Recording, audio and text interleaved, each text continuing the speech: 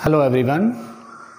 आज के लेक्चर में हम जो हमारा टॉपिक चला हुआ है उत्तक 9th क्लास में, उसी कड़ी में जो जंतु उत्तक कर रहे हैं हम उसमें पेशीय उत्तकों के बारे में पढ़ेंगे।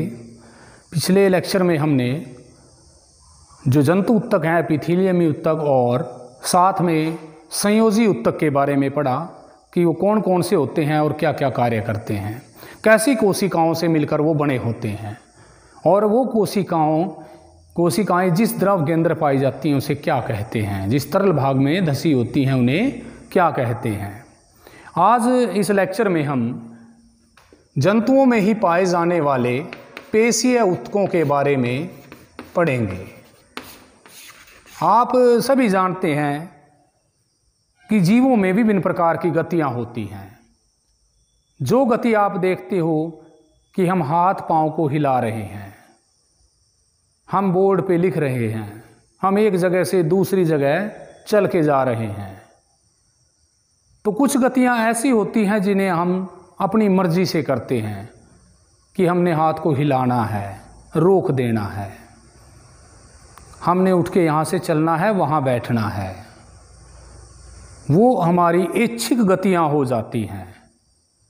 कुछ गतियां ऐसी होती हैं जो हमारे नियंत्रण में नहीं होती, कि अगर हम कहें कि हमारे शरीर के अंदर रक्त का संचार हो रहा है, फेफड़ों के अंदर वायु जा रही है, क्या हम उसे रोक सकते हैं जाते हुए को? क्या उस प्रसार को हम रोक सकते हैं? क्या हम भोजन का जो सिस्टम चला हुआ है अंदर जाने के बाद उसको रोक सकते हैं? तो ये ऐसी क्रियाएं होती हैं जिनको हम नियंत्रित नहीं कर सकते। वो ऐसी गतियां होती हैं जिनको हम अनैच्छिक गति बोल देते हैं। इन सारी की सारी क्रियाओं को करने के लिए शरीर के अंदर पेशियां पाई जाती हैं। पेशियां, जो पेशी कोशिकाएं होती हैं वो पाई जाती हैं, जो इकट्ठी होकर एक जैसा काम जिन्होंने करना है उनका समूह बनाती हैं और उसे पेशीय उत्तक कहते हैं। अब ये पेशियां कैसे काम करती हैं? इनके अंदर एक विशेष प्रकार का प्रोटीन पाया जाता है, जो प्रोटीन संकुचित भी होता है और फैलाव भी होता है। तो उस प्रोटीन की वजह से ही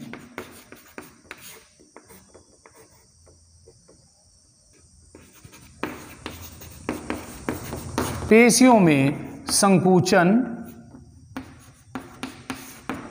और प्रसार होता है, यानी वो फैलती भी हैं और संकुचित भी होती हैं। तो जब ये होगा तब जिससे विभिन्न प्रकार की गति होती है।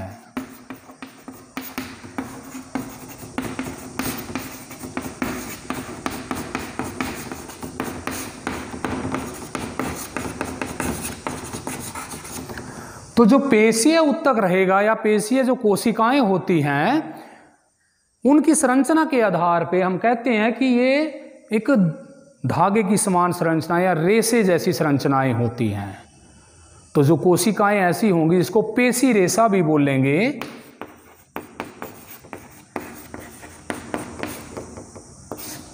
वो पेशी उत्तक का रूप हो जाती हैं और विभिन्न प्रकार की गतिविधियां या गतियों को अंजाम देती हैं। हम बात करते हैं ऐच्छिक गति की।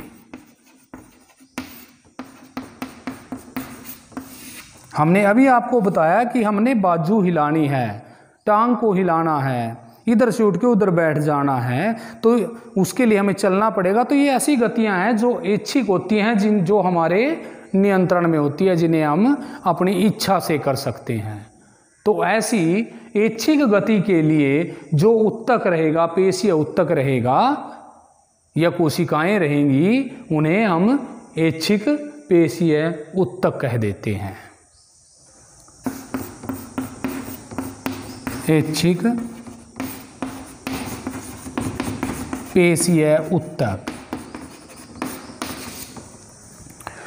अब जो ऐच्छिक पेशीय उत्तक की संरचना को जब देखा जाता है, जब सूक्ष्मदर्शी में इनकी कोशिकाओं को जज किया गया, देखा गया, उनकी संरचना को अध्ययन किया गया उनकी संरचना का, तो उसमें पाया कि ये पेशीय ऊतक जो होती है, जो ऐच्छिक गतिविधियों को नियंत्रित करती है, जो उन अस्थियों के साथ जुड़ी होती हैं जिन पे उन्होंने अपनी ऐच्छिक गति करानी है, तो इनकी संरचना दर्शाती है कि वो धारा रेखीय होती हैं, वो बेलनाकार होती हैं, लेकिन वो कहीं भी उनमें शाखाएं नहीं होती, वो शाखा रहित होती हैं।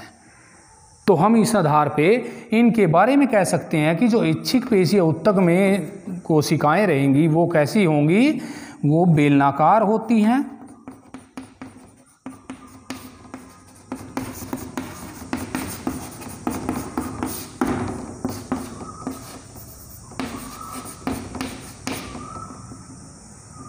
धारीय होती हैं और शाखा रहित होती हैं।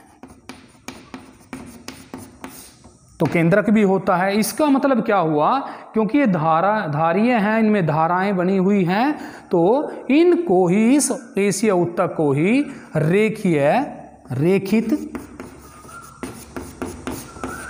पेशी ऊतक भी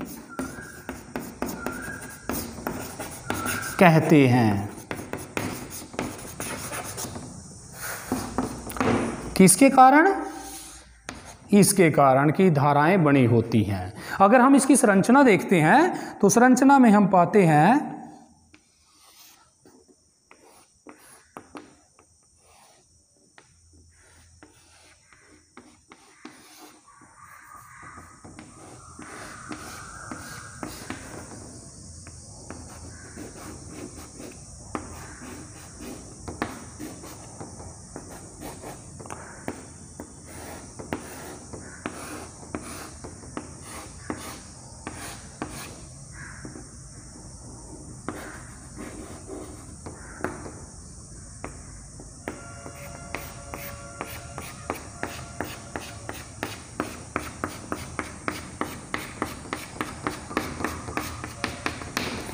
तो कहीं भी हमें शाखा नजर नहीं आती और धाराएं बनी हुई हैं, रेखाएं बनी हुई हैं। इसीलिए इन रेखाओं की उपस्थिति के कारण ही इसे रेखित पेशीय ऊतक भी कहा जाता है। ऐच्छिक इसलिए बोल देते हैं कि शरीर की क्रियाओं को या ऐच्छिक गतिविधियों को नियंत्रित करती है। दूसरी बात हम करते हैं कि हम भोजन खाते हैं, वह भोजन की गति हो रही है शरीर के अंदर। रक्त एक भाग से दूसरी भाग के अंदर जा रहा है। विभिन्न प्रकार की जो गतियां हैं, फेफड़ों से संबंधित हो गई, वृक्क से संबंधित हो गई, जो विभिन्न अंग अंदर बने हुए हैं शरीर के, जो विभिन्न जैव प्रक्रमों में सहयोग करते हैं, उनके अंदर गति हो गई। रक्त का प्रवाह हो गया रक्त नलिका के अंदर, हृदय का संकुचन हो गया और फैलाव हो गया। वो सभी अनैच्छिक गतिविधियों में आ जाते हैं।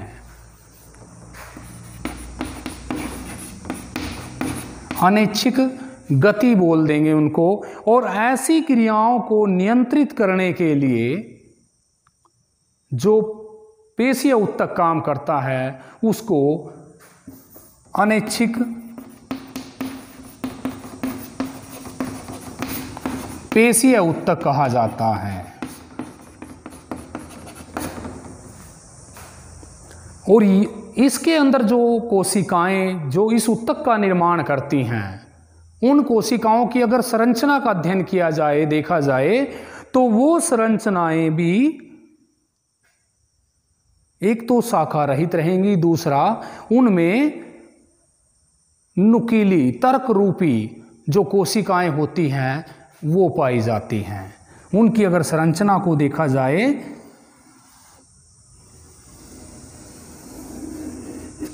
इस रूप में संरचना दिखाई देती है, जिसको हम अरेखित इसलिए बोला क्योंकि कहीं भी रेखाएं, धाराएं बनी दिखाई नहीं देंगी। धारा रहित होती हैं, ये नुकीली होती हैं, तर्क रूपी कोशिकाएं होती हैं और इन्हीं में ही जुड़ी होती हैं दूसरी कोशिकाएं। क्योंकि जब ये कोशिकाएं आपस में जुड़ेंगी तभी जाकर उत्तक का निर्माण होगा।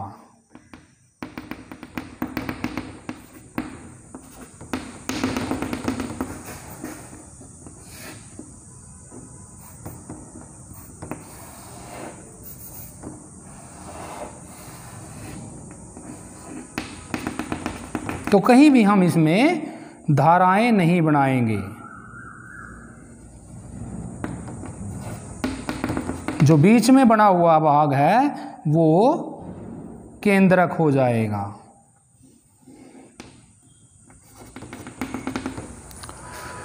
तो इनको क्या बोल देंगे, ये जो सिरे बन रहे हैं ये हो जाएंगे तर्क रूपी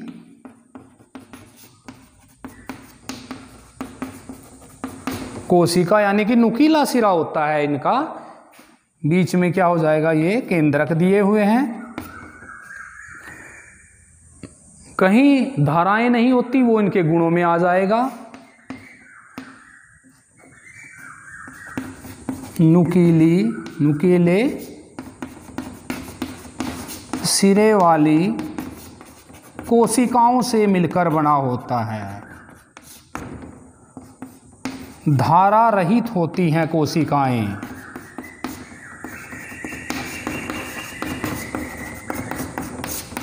इसीलिए इनको जो दूसरा नाम दिया जाता है वो कहा जाता है अरेखित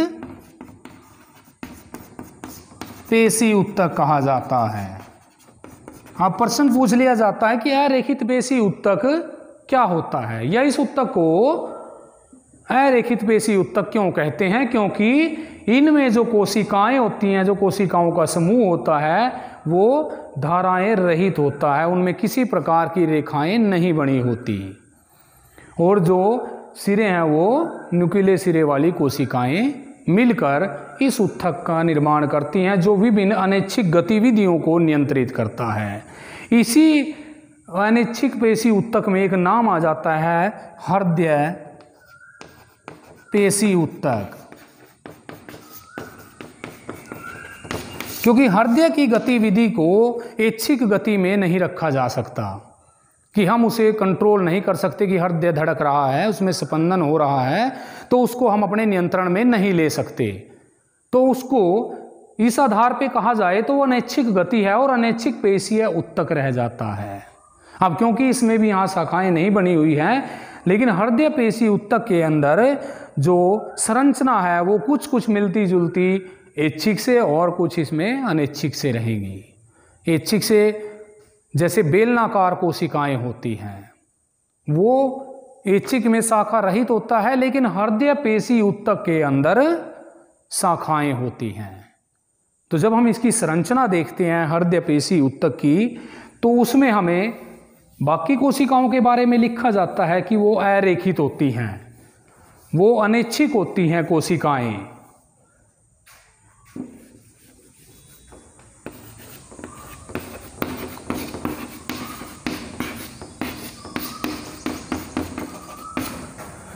तो जब संरचना देखी जाएगी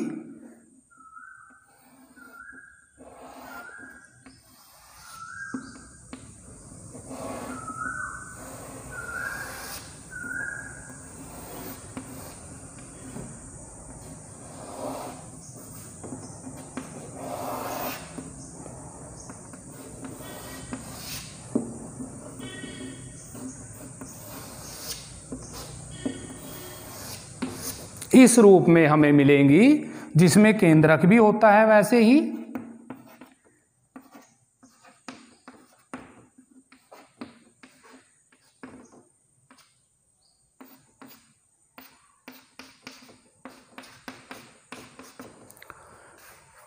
तो यही बात आ जाती है कि जो कोशिकाएं होती हैं वो बेलनाकार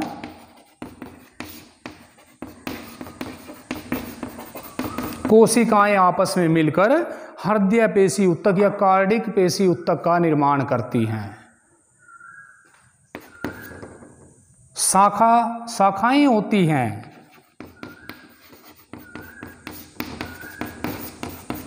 यानी कि यह जो उत्तक होता है वो शाखित होता है, वहाँ रेखित था, अरेखित होता है। अनैच्छिक क्रियाओं के नियंत्रण में, अनैच्छिक गतिविधियों के नियंत्रण में, अनैच्छिक गतिविधियों में इस हृदय पेशी ऊतक को रखा जाता है। तो ये बातें हमने यहाँ देखी कि पेशीय ऊतक शरीर की गतिविधियों के लिए उत्तरदायी होता है, चाहे वो गतिविधियाँ ऐच्छिक हों या अनैच्छिक हों। प्रोटीन ऐसा होता है पेशीय ऊतक के अंदर जो विभिन्न गतिविधियां जो शरीर में हो रही हैं उनके लिए उत्तरदायी होता है। वो संकुचित होता है, वो उसमें प्रसार होता है, जिससे हम वैसी ही गति करते हैं। हमने इसमें पढ़ा कि रेखित पेशी ऊतक क्या होता है, किन गतिविधियों को वो नियंत्रित करता है। अरेखित पेशी ऊतक क्या होता है और वो कैसी गतिविधियों को नियंत्रित करता है।